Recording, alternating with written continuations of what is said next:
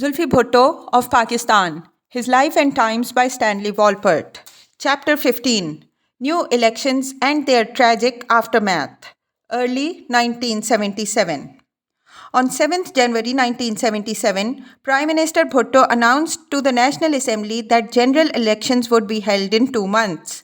3 days later, President Fazal Ilahi dissolved the assembly at the Prime Minister's recommendation, reporting that a new National Assembly would be elected on 7th March and all four provincial assemblies would be elected on 10th March. A day after the announcement, all major parties opposed to Bhutto and his Pakistan People's Party joined forces and agreed to field single opposition candidates for all seats they contested under the symbol of a plough as the Pakistan National Alliance. The Pakistan National Alliance included all parties of the older United Democratic Front, now bolstered by Asghar Khan's Tehreek-e-Istiqlal. Mufti Mahmud was unanimously elected president of the alliance.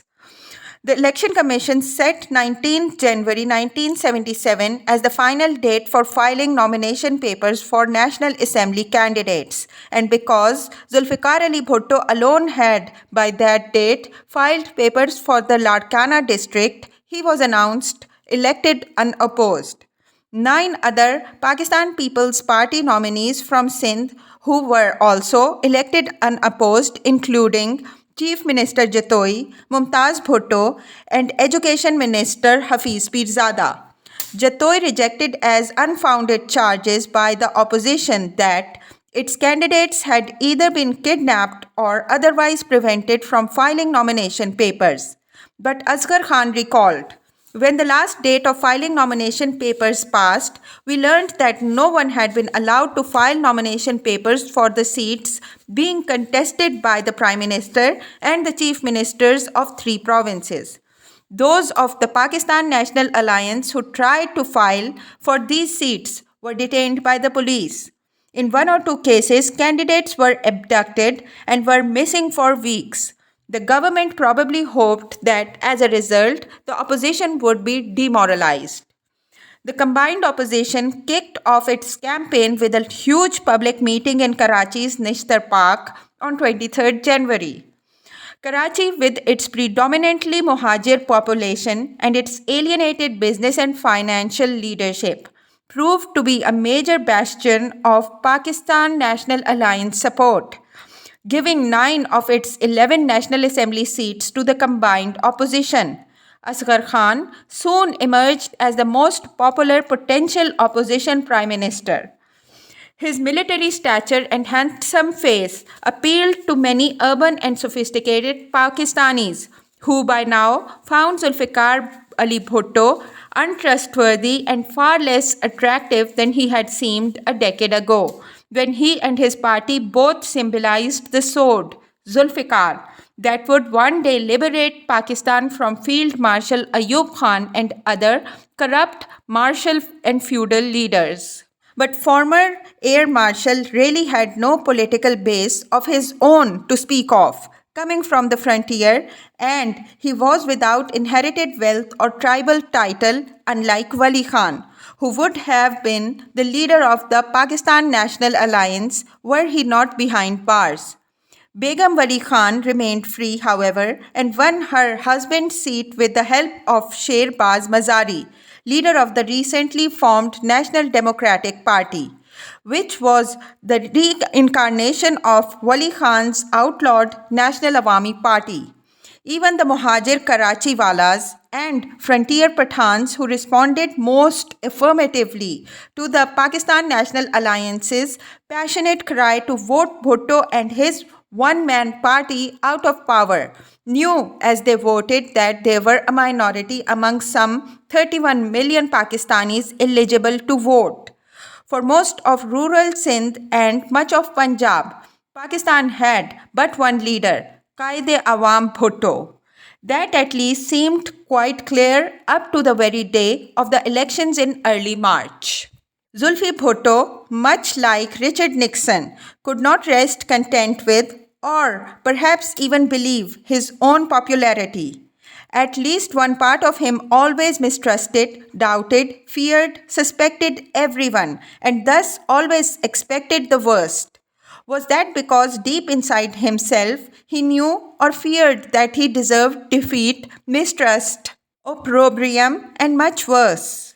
Or was it that he wanted, needed, reached for so much power that nothing he could have easily won by free and fair elections, such as he so often promised to preside over, would ever suffice to satisfy his insatiable need? Although 3 weeks have passed since the announcement of the elections, Zulfi wrote Chief Minister Qureshi of Punjab on 2nd February. The party's electioneering campaign has not picked up the desired tempo in your province. Workers have not been mobilized. The party apparatus is not functioning properly. Publicity lacks in vigor and punch. And to top it all, a bureaucratic stance is in evidence towards the election. You know very well that elections are a political process which have to be conducted and won politically. Since there is no time to be lost, you should gear up the party apparatus and mobilize all tiers of the party from the provincial to the village level. In the end, I must stress that you should not wait any longer to come into top gear. Chief Minister Qureshi and his cabinet colleagues proved much too successful in following their leaders' firm order to shift into top gear. Instead of losing Punjab or merely winning it by a narrow margin, as most Pakistanis expected to happen, the Pakistan People's Party swept the polls, taking no less than 105 out of that majority province's 115 seats in the National Assembly. Ambassador Henry Byrode had been invited by the Prime Minister to his house to track election returns the night of 7th March, when television and radio would be reporting all night on the second free national elections. The results were coming in about 70%. Byrode recalled. He was losing in Karachi, he was losing in Peshawar. Then the Punjab numbers started coming in, and guys who were absolute thugs won by 99%. Then Bhutto became absolutely quiet and started drinking heavily, calling Lahore, and he said, "What are you guys doing?" I saw Bhutto at 8 the next morning, and he wasn't himself. He hadn't had any sleep, obviously drinking. He was just sad. Unlike Zulfi himself, most of his current subordinates now were hardly politically astute. They were unsophisticated in the time-honored Western ways of winning elections by luring various constituencies with promises neatly tailored to fit their tastes, needs, hopes, appealing to ideals and popular dreams as well as crass material desires. They were simply skilled at herding stubborn beasts up the road or people into a polling place, at making sure their imprint was next to the sword and not the plough. Hanif Rame understood the fine art as well as the science of politics. Only Zulfi had not only thrown him out of Punjab's chief ministership but vindictively locked him away in a common jail. Director M. Akram Sheikh and Joint Director Muhammad Isa of Pakistan's Intelligence Bureau devoted virtually full time now to compiling dossiers, analysis, and detailed reports on every National Assembly candidate and his or her election prospects for the Prime Minister, most of which were forwarded to him through his secretariat either by Special Secretary Rao A. Rashid Khan or his regular secretary Saeed Ahmad Khan. On 19th February 1977, Sheikh and ISI, Inter-Services Intelligence Director General Ghulam Jilani Khan, jointly compiled a very conservative assessment of Pakistan People's Party prospects in each National Assembly race as of today. The Punjab estimates at the time were for Pakistan People's Party candidates to have a clear win in 33 contests, to lose 32, with the rest doubtful, though 24 of those were +2 Pakistan People's Party and 12 -2 Pakistan People's Party, and 15 undecided. For Sindh, there were 25 clear wins, only 4 clear losers, and with 4 undecided. The opposition refused to contest any seats in Balochistan because the army remained in force there, which gave all 7 of its seats to Pakistan People's Party, and the NWFP vote was estimated to be almost evenly divided, which meant that with concerted effort, the Pakistan People's Party could win 13 or possibly even a few more seats. Despite so optimistic a conservative assessment, however, Rao Rashid Khan sent the Prime Minister a few days later the names of those opposition candidates who, if elected, would obstruct the democratic process in the country and cause problems. Of course, the guiding principle is that People's Party should strive to defeat as many opposition candidates as possible, but special effort needs to be made to keep the listed candidates out of the assemblies. The former Inspector General of the Police, Rao Rashid Khan, was taking his new political assignment most seriously. Zulfi had to win a clear two-thirds majority to change his much wanted democratic constitution back to the presidential system he personally preferred for what he optimistically believed would be his last term in office as well as his final half decade of life. Rao Rashid must have known of Bhutto's secret constitutional plans. After reminding his prime minister of the special effort needed to keep all the obstructionist opposition candidates, he listed out the assemblies. Rashid cautioned, as regards conceding certain seats to the opposition candidates who have been helpful or are going to be helpful, the position is such that no such generosity can be shown, as every seat is important.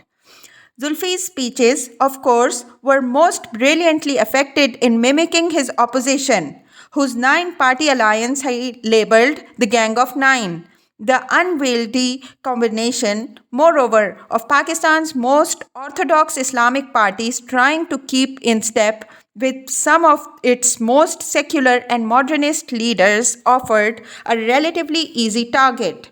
He dismissed most of that gang of nuts arrayed against him as either obscurantist mullahs or agents of capitalism or foreign reactionaries. He had never liked any of them, nor did he respect or fear them.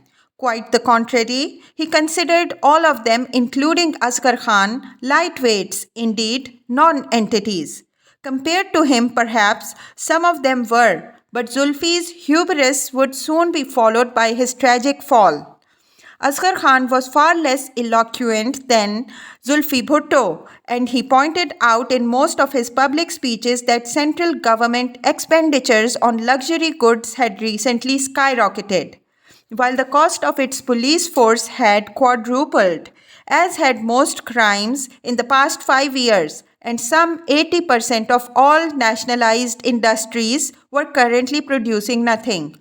Maulana Mufti Mahmood, in his campaign speeches, noted that the many Pakistan National Alliance candidates had been kidnapped, including Maulana Jan Muhammad Abbasi of Jamaat-e-Islami, who would have filed papers against Bhutto in Larkana had he not been locked up for 2 days by local police. The fearless, full-bearded Pakistan National Alliance president, who also repeatedly pointed out that most Pakistan People's Party candidates had more jeeps, new cars and motor scooters than they knew what to do with, while his Pakistan National Alliance people were usually obliged to walk or travel in old trucks or buses. Maulana Maududi's fundamentalist Jamaat-e-Islami posed, in some respects, the most dangerous challenge to Bhutto's Pakistan People's Party. For the Jamaat-e-Islami had a large following in all the ranks of the army, though no one really knew exactly how large it was or how high in the topmost command its sympathizers went.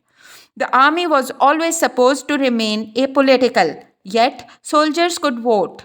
Director General Gilani of ISI had recently sent a secret message to General Zia with a copy to the Prime Minister's house, warning of a handwritten Urdu poster found in Multan's barracks, calling in red ink for army revolution, and listing a number of grievances and demands.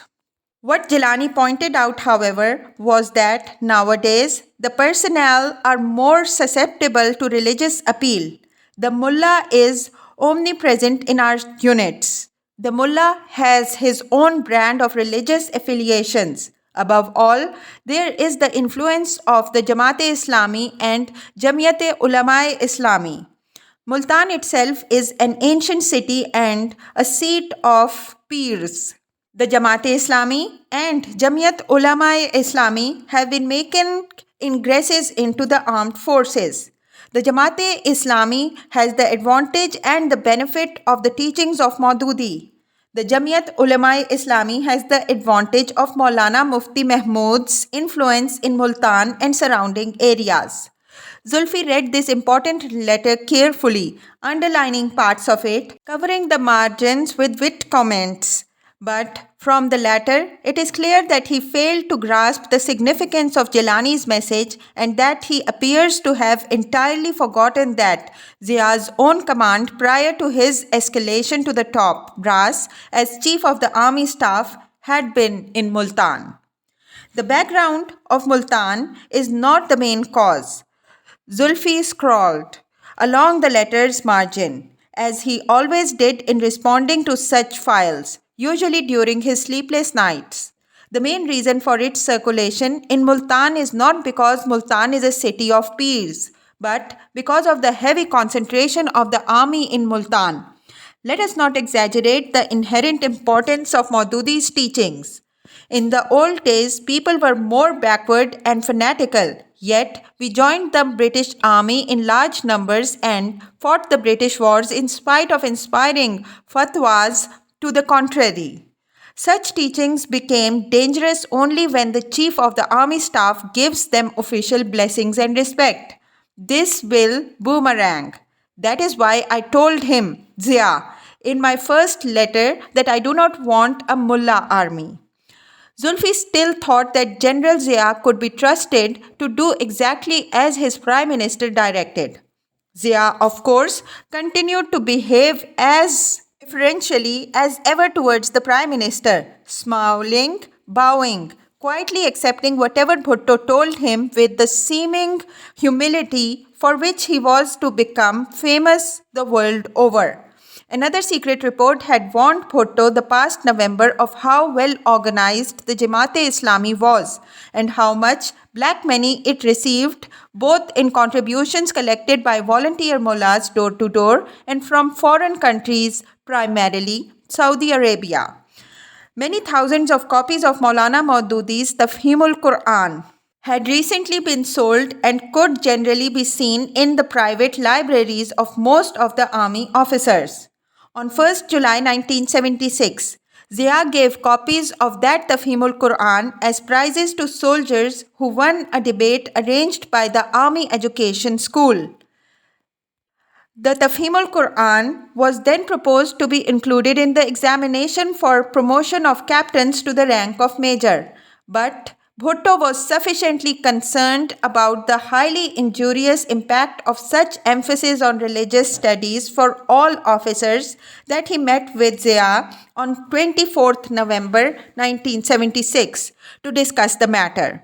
Zia wrote, "My dear Prime Minister," that same day, returning the report and diplomatically noting, as has been expressed by the Prime Minister as well, Islam is not the private property of an individual. Not long after, Zia circulated a restricted memo on discipline to all units of the army. Officers and men, like all Pakistanis, should have knowledge of and practice Islam and be inspired by it in the performance of their professional duties. We in the army are not mullahs and we do not need anyone's certificate for being the followers of Islam. The army has re-established its image of patriotism and loyalty to lawfully constituted government. I would like all ranks and, in particular, all commanders to bear in mind that we are professional soldiers who have been sworn not to get involved in any political activity whatsoever.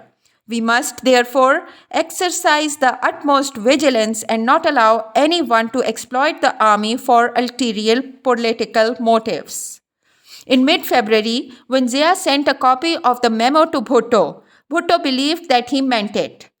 The Pakistan National Alliance issued its manifesto in February, affirming that the Almighty is supreme and powerful and all things belong to Him, and promising to fully enforce the Holy Quran and to enable every Muslim to live life in accordance with the tenets of Islam.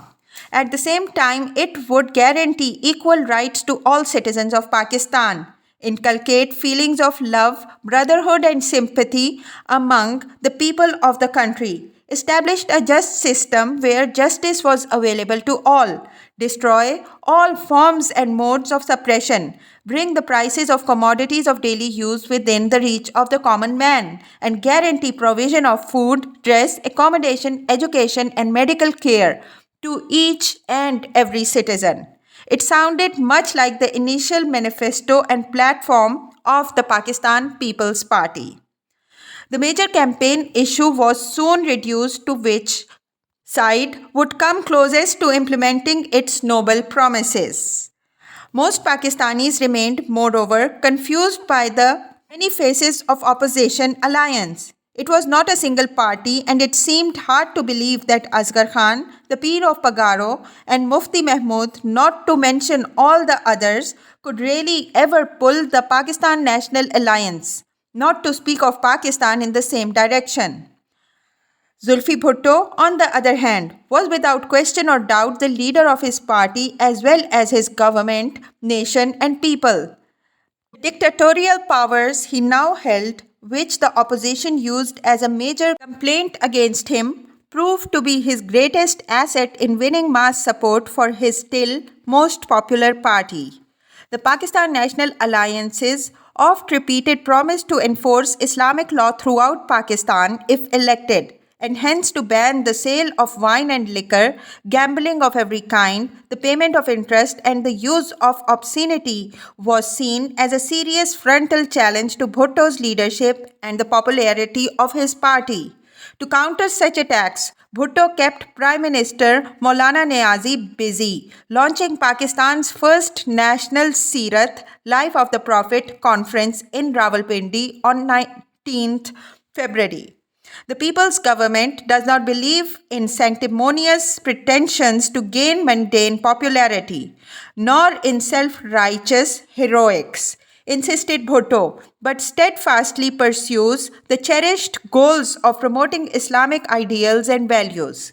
By the 7th of March, when some 31 million Pakistanis were permitted to vote, if they wished, the clearest choice before them was whether they wanted Zulfi Bhutto to continue to run their country for another 5 years or whether it was time to give someone else a try.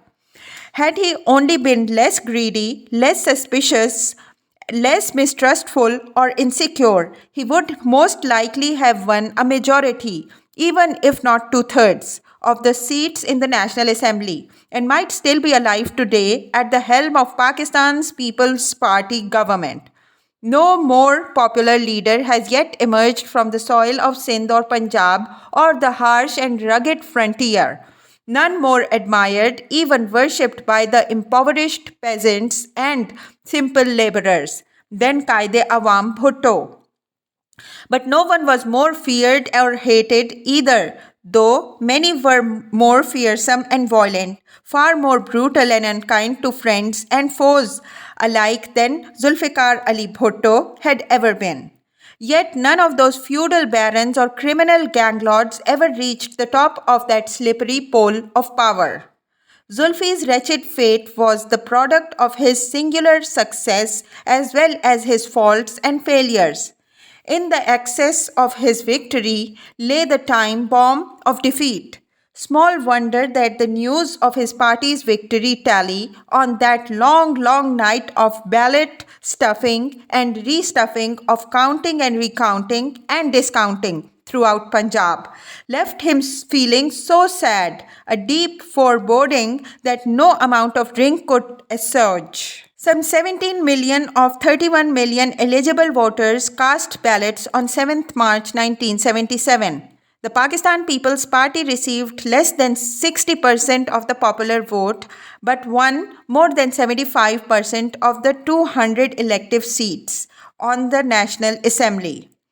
The Pakistan National Alliance, with more than 35% of the popular vote to its credit, was allowed to translate that into less than 17% of the seats. 10 women and 6 members of minority communities were named by the majority party. Hardly surprising that the Pakistan National Alliance cried foul and charged fraud and immediately announced that it had no intention of contesting any provincial assembly seats on 10th March, for those too would be rigged and stolen by Pakistan People's Party election thieves. So, from March 8th onwards, the campaign battle moved from election platforms and polling booths to the streets of Karachi and Lahore, and to the gutters of smaller towns and the dusty roads leading into and out of every center of Pakistan National Alliance or Pakistan People's Party power.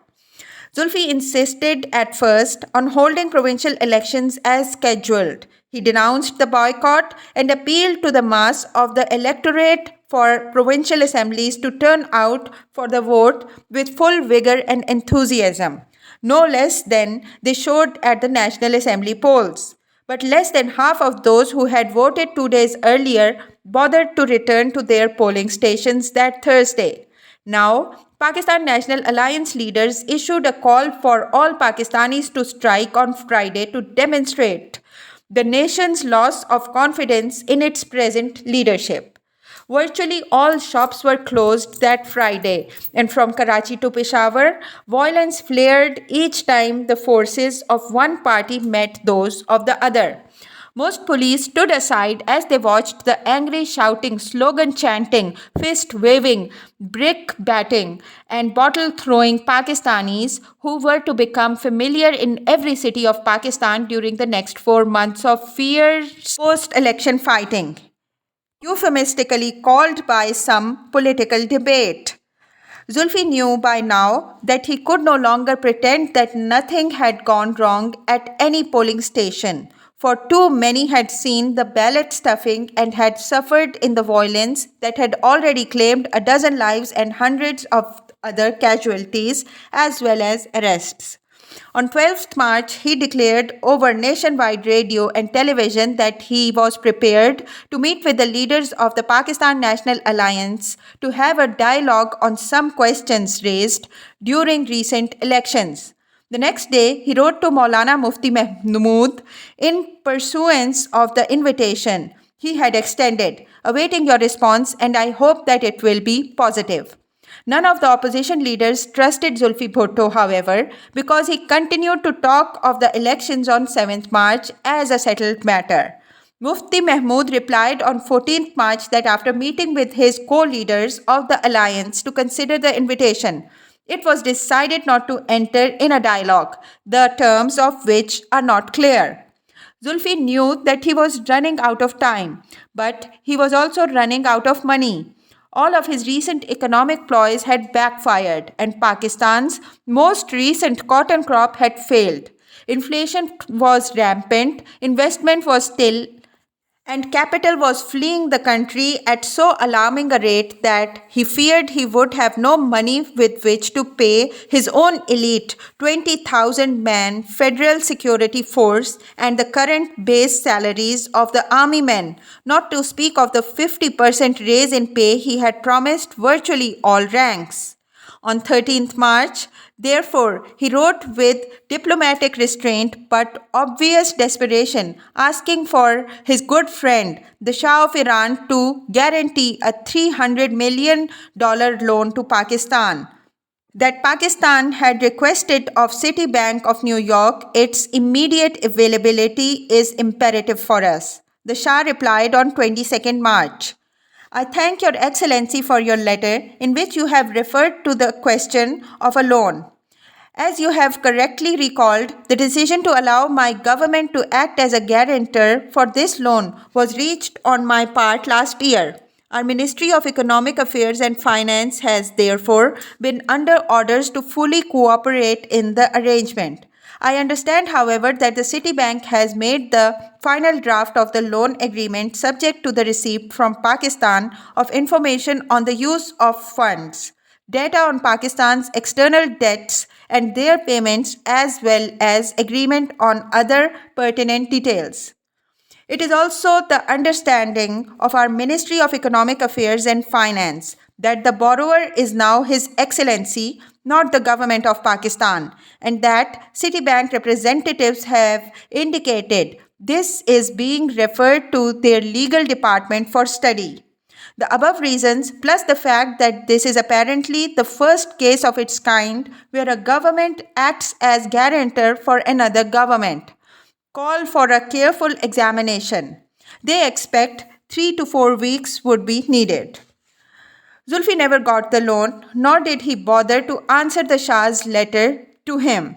He probably never even finished reading it, for by late March he had no time to waste on Persian tests. He had troubles enough simply seeking to launch some sort of dialogue with his Pakistan National Alliance opponents. I regret to say that you have again avoided to clarify your stand regarding countrywide pre-planned rigging of general elections, reducing them to a complete farce. Mufti Mahmud wrote him on 17th March. On the 7th March 1977, the country was subjected to a farce in the name of general elections. The administration made every endeavor to subvert the national will and to ensure a new lease of life for a leader and a government which had been overwhelmingly rejected.